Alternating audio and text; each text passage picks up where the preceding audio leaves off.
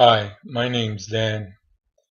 The issue today is government dominated by big business? G. William Domhoff from Is the Corporate Elite Fractured or is there continuing corporate dominance? Two contrasting views. Class, Race, and Corporate Power, 2015. Argues 2 points. One is that the corporate elite is fractured and no longer stays united enough to rule America. The second is that the corporate elite is united enough to rule America. He argues the second view. This article focuses of the post-war decades and the years between 1990 and 2010.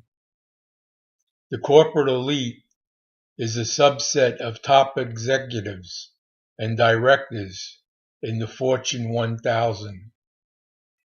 In the post-war era, it was unified, moderate, and pragmatic. Due to their successes in the 1970s and 1980s, cohesion became less necessary. The leaders of these powerful organizations remain too divided and concerned with their own companies to contribute to the common good as they once did. The alternative view is that corporate dominance by owners and top-level executives in corporations, banks, agribusinesses, and commercial real estate dominates in the United States. They are able to establish the organization's rules and customs through which everyday life is conducted. Corporate domination is maintained through a leadership group called the Power Elite. They are directors of trustees in both profit and non-profit institutions controlled by the corporate community.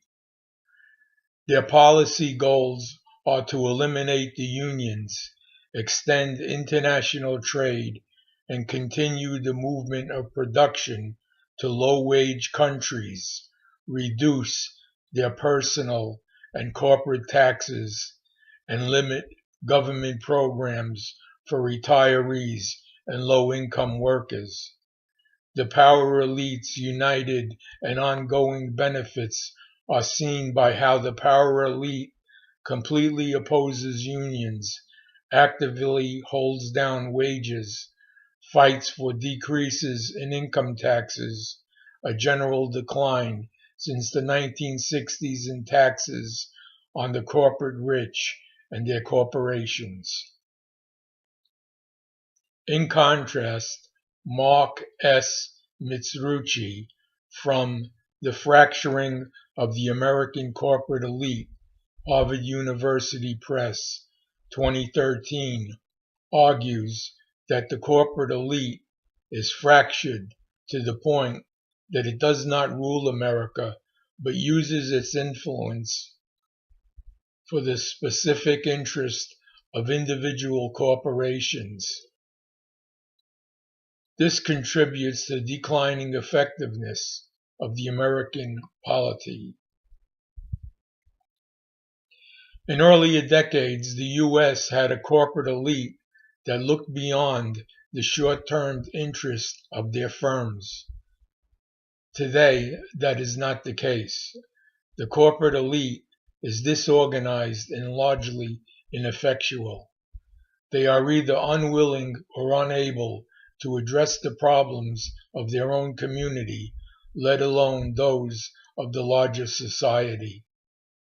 The post-war United States had its problems, but had some qualities that are lacking today, such as an expanding economy, a high level of upward mobility, declining inequality, a high level of security, a well-functioning political system, and a belief that problems were solvable. The corporate elite provided a level of leadership not present today. The unions helped maintain a stable price structure, which prevented destructive competition.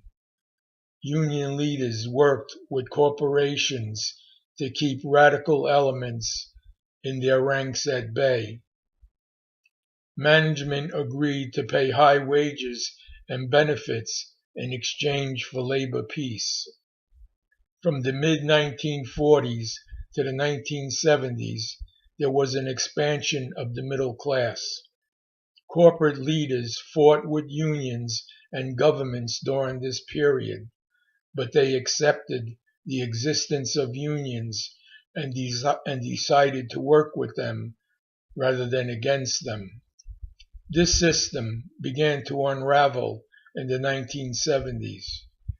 There was high inflation and unemployment. The emergence of new regulatory agencies, such as the Environmental Protection Agencies and the Occupational Safety and Health Administration, was opposed by many corporations. It turned many corporations against regulation.